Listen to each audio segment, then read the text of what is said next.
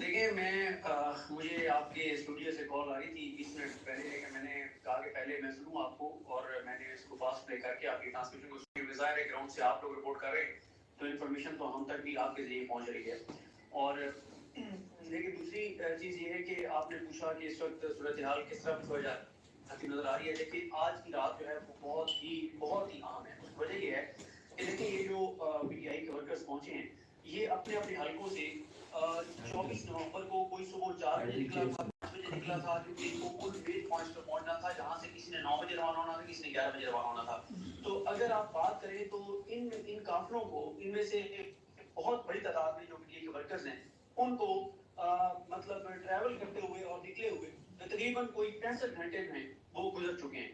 اب جن کو 65 گھنٹے گزر چکے ہیں اور وہ ٹریول کر رہے تھے انہوں نے راستے میں جو قافلیں عبور کی وہ آپ مسلسل رپورٹ کرتے رہے آپ اپنی ٹرانسمیشن میں اور یہ آج وہ اپنی منزل پر پہنچے ہیں اور وہ ایک ایکسپیکٹ کر رہے تھے کہ ان کی کوشش ہوگی کہ وہ آج کی رات ریسٹ کریں. گاڑیوں میں وہ بالکل نہیں سو سکے اور وہ گاڑیاں بھی آپ نے دیکھا کہ وہ کس طرح کی گاڑیاں تھیں.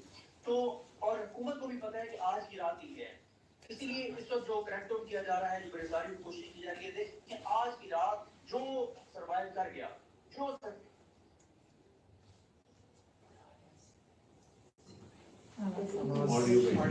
ناظرین انٹرنیٹ کنیکٹیوٹی کا ایشو ہے obvious ہے کہ جو اس وقت صورتحال چل رہی ہے. لیتے ہیں. اچھا ایک نا خبر کلیئر کرتے ہیں اس کی اس حوالے سے بڑی ریومرز آ رہی ہیں اور بڑی کیوریز بھی آ رہی ہیں کہ علی امین گنڈا پور اور بشرا بی بی کو اریسٹ کر لیا گیا.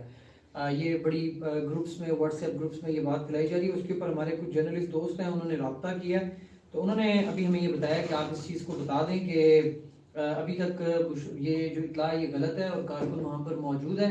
ہاں جو شیلنگ ڈی چوک سے جو مریم بتا رہی تھی اس میں اضافہ ہوا ہے اور یہ دونوں سائڈز جو ہیں جناب ویڈیو کے وہاں سے یہ کوشش کر رہے ہیں کہ جو کارکن لگے بے شک اب وہ کارکن ہے یہ عام شہری ہے یہ ان کو سول اس میں جا کے تو گرفتار کر رہے ہیں گاڑیوں اٹھا رہے ہیں. جی صدیق بھائی بات کمپلیٹ کیجیے گا. جی تو میں یہ عرض کر رہا تھا کہ دیکھیں اگر آج پی ٹی آئی کے کارکن اس جگہ پہ موجود رہتے ہیں چاہے وہ اینڈ میں 4,000 5,000 کارکن کیوں نہ رہتے تو کل جو ان کی طاقت ہوگی وہ آج سے 3 گنا زیادہ ہوگی. اس کی وجہ یہ ہے کہ دیکھیں یہ جو لوگ یہاں پہ پہنچے ہیں آپ لوگوں نے رپورٹ کیا یا میں بھی دیکھ رہا تھا اسد اللہ خان صاحب نے وہاں سے جا کے اور ویڈیوز کی اور جو اور ہمارے رپورٹر دوست رپورٹ کر رہے ہیں آپ کی ٹیم رپورٹ کر رہی ہے. کھانا دیکھیں بڑی تعداد میں لوگ لے کر گئے ہیں وہاں پہ کھانا اور پانی. اب دوسری ایک چیز ہے کہ ظاہر ہے ان کو ریسٹ کی ضرورت ہے. اگر ان کو 5 سے 6 گھنٹے بھی مل جاتے ہیں ان میں سے 4,000 5,000 لوگوں کو کہ وہ آج کی رات ریسٹ کر لیں تو پھر یہ جو کے پی کے سے آئے ہوئے یہ لوگ ہیں یہ پھر اگلے 72 گھنٹے کے لیے چارج ہو جائیں گے. اگر ان کو 5 6 7 گھنٹے کی بھی نیند مل گئی اور انہوں نے ریسٹ کر لیا تو حکومت کو بھی پتہ ہے کہ آج کی رات ہی ہے کہ اگر ہم نے آج رات جو ہے ان کو یہاں سے منتشر کر لیا نکال لیا تو ٹھیک ہے ورنہ کل تو پھر اور لوگ بھی آنا شروع ہو جائیں گے. دیکھیں تحریک انصاف کی جو امپورٹنٹ چیز ہے نا وہ کیا ہے. تحریک انصاف کا جو ورکر ہے نا یا ورکر تو نہیں آپ کہہ سکتے یا سپورٹر آپ کہہ لیں ووٹر سپورٹر وہ اگر کہیں پہ کوئی احتجاج چل رہا ہے دھرنا چل رہا ہے ایکٹیویٹی چل رہی ہے وہاں پہ تو وہ پہنچ جاتے ہیں کیونکہ ابھی آپ نے ویڈیوز میں دیکھا فیملیز آ رہی ہیں لوگ بچوں کے ساتھ آ رہے ہیں اور وہاں پہ تو لوگ چلے جاتے ہیں. لیکن یہ ان کے لیے مشکل ہوتا ہے کہ وہ شیلنگ کھائیں اور رکاوٹیں ہٹائیں گولیوں کی مطلب بوچھاڑ ہو رہی ہے اور اس میں سے گزر کے جا رہے ہیں. اب وہ مرحلہ عبور کر لیا ہے کہ جو کے پی کے ہے 90% کے پی کے ہے انہوں نے یہ مرحلہ عبور کر لیا ہے اپنی جگہ پہ جا کے بیٹھے ہیں. اب یہاں پہ جتنے لوگ بیٹھے ہیں روزانہ ان کے پاس 8 سے 10,000 لوگوں کا آنا کوئی مسئلہ نہیں مختلف راستوں سے اور یہ جہاں پہ بیٹھے ہوئے ہیں یہاں بہت سے راستے ہیں پہنچنے کے.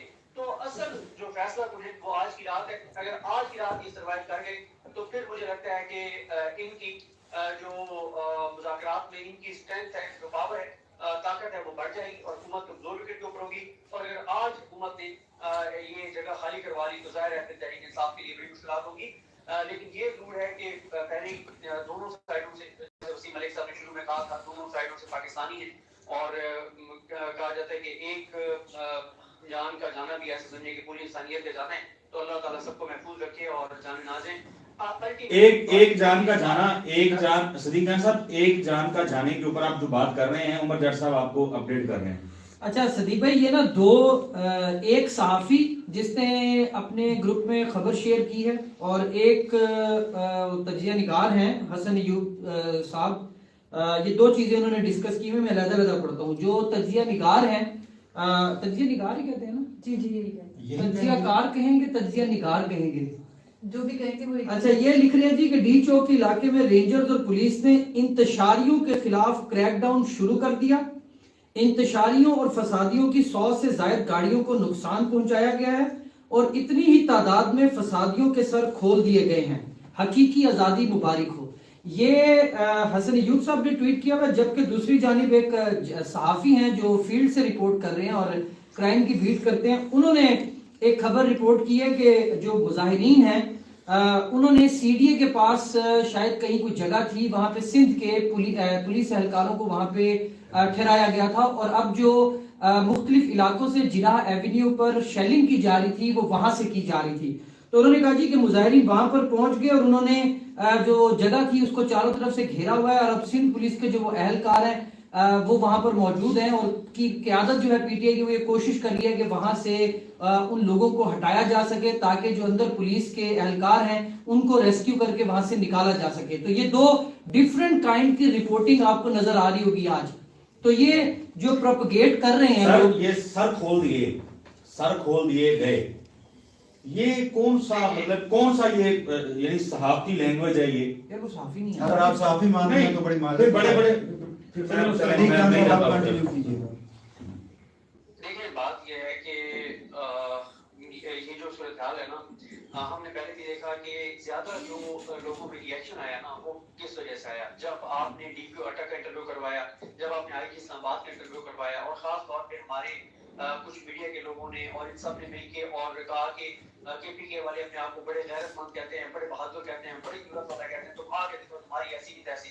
ये पठानों को कहा, पश्तूनों को कहा, हजारा वालों को कहा, तुम आके देखो हम तुम्हें ये कर देंगे। उन्होंने कहा अच्छा ठीक है, हमारे हम आपको दिखाएंगे। अब मुझे बताएं ना कि वो डीपीओ अटैक सब कहाँ पे हैं।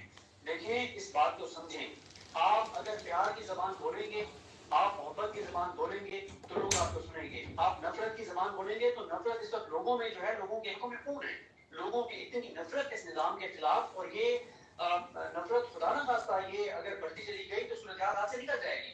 तो इसलिए मेरा ख्याल है कि दोनों साइडों को ये करना चाहिए। और जो उमर जट साहब ने खबर दी है, तहरीक इंसाफ की क़यादत को कुछ चीजों पे उनको कैटेगोरिकल अपने वर्कर्स को कहना चाहिए।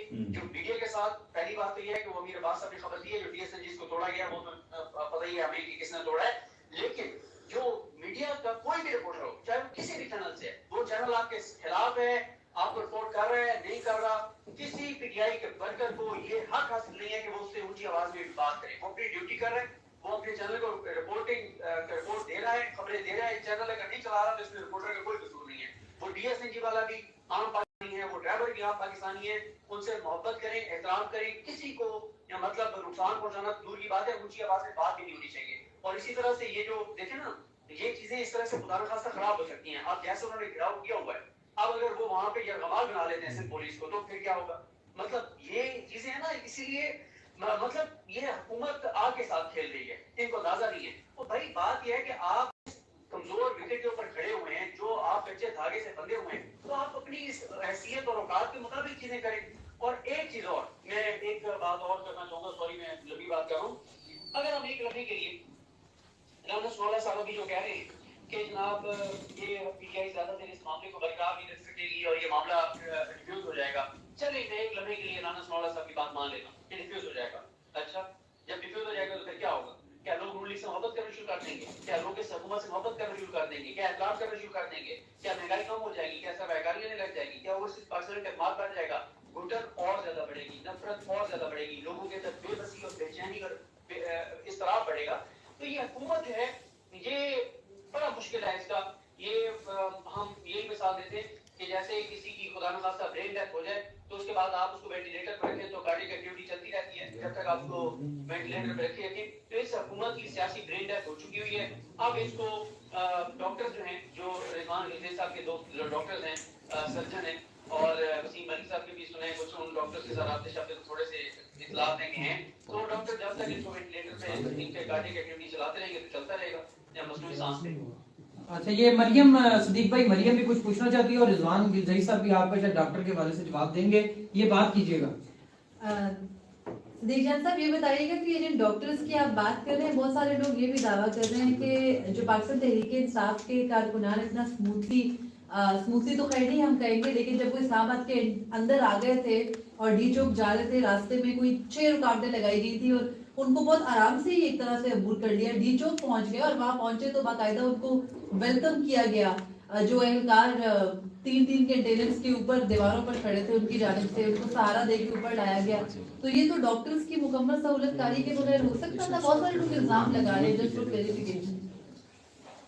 دیکھیے مریم میں آپ کے نا اس کیونکہ ڈاکٹر کا حوالہ آ رہا ہے تو میں ڈاکٹر کے ساتھ بتا کے نا پھر میں آپ کو کچھ میں انفارمیشن کی بنیاد پہ آپ کو بتاؤں گا کہ جو بات ہو رہی ہے کہ اسٹیبلشمنٹ کی کسی حد تک انہوں نے ان کو راستہ دیا ہے کہ ٹھیک ہے یاد ہے, اس پہ میرے پاس کچھ انفارمیشن ہے وہ میں شیئر کرتا ہوں.